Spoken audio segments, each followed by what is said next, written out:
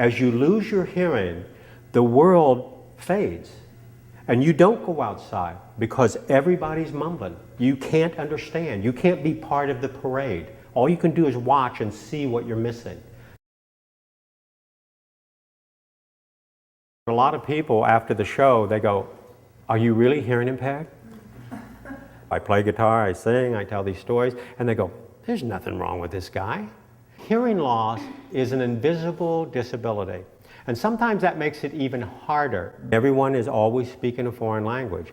Now Roxanne tries to help me understand what people are saying, but she gets tired and I get tired, and then it just turns into just noise. People can be sitting right beside me having a conversation with each other and I don't know what they're saying. I hear gibberish. It's like I'm the guy who's visiting from another planet. Now I have a severe loss. I've lost about 70% in each ear. Most people don't have that severe loss. And if they get hearing aids, it could change their life. Because there's just a lot of shame about it. Like when she's talking to me, I can't hear exactly everything she's saying. And then I ask her to repeat something, and she says it again, especially if it's a joke, and everyone's laughing and they're looking at me. And she repeats it twice, and everyone's going, like, "Get it, Randy? Get it?" That's what they're thinking when I look at them. And I still don't know. And I'm so ashamed to say again, "I still can't hear you." And they may say it real loud, and I still can't figure out what the words are. So then I feel horrible. So what I'll do is I go, "Oh, I get it, that's funny." I don't get it. But see, that's what a lot of people with a hearing loss do. They try to fake it for as long as they can. And there's 50 million people in North America that suffers from some type of hearing loss or directly affected by someone with hearing loss.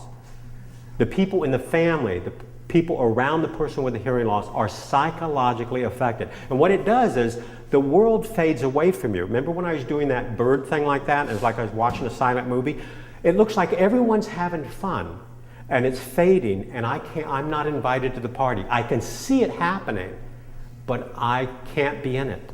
So what you do is you turn away, you get angry and you say, "The whole world mumbles, I'm not leaving the house." Because you can control what's going on in the house. As soon as you walk out there, the world doesn't slow down so you can hear it. So people with hearing loss gradually turn inward. They become totally isolated and they just develop their own little world of thought and they shut this world out. And see, I'm losing my hearing and they can't tell me how bad it's going to get. If I go to a restaurant, it can just be me and another person and it's got to be lousy food because no one can be there. So the only time I really get to shine, to be like the life of the party or to be clever or witty, is in front of a whole group of people in a theater. So it's almost like while I'm doing the show, I've got that connection, I'm not hearing impaired. And I love playing the guitar. I gave it up for 15 years. I can't go to clubs and play, it's too noisy. But I can play if everyone's sitting there listening to me and with these new digital hearing aids. What's better about digital hearing aids? Say that again? What's better about digital hearing aids? It's just the analog hearing aids, and I had them for years, but they make a high whistling sound. And see, I can't hear high sound. So I would be somewhere, and people are kind of, sometimes my hearing aid, my ears get tired, and I would take the aids off and stick them in my pocket, and they might accidentally come off in the grocery store. The aid turns on, and I don't know it's on. So everyone's kind of looking at my pants, my pants are whistling. So that's the whistling pants syndrome, so I try to avoid that at all costs. So the new aids don't have that type of feedback. And these are little computers. It's like a little power book. They're like $2,500, $3,000 a piece. And they've got 4 or 5 programs. They've got a music program on that helps me hear the guitar better.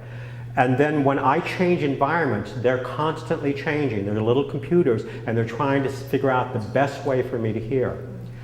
And a lot of people, most people with a hearing loss, it's not as severe as mine, but it's affecting them in a big way. It's making them more antisocial, and it could change their life in a huge way.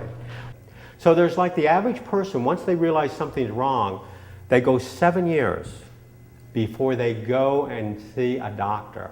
It's 7 years. This is huge.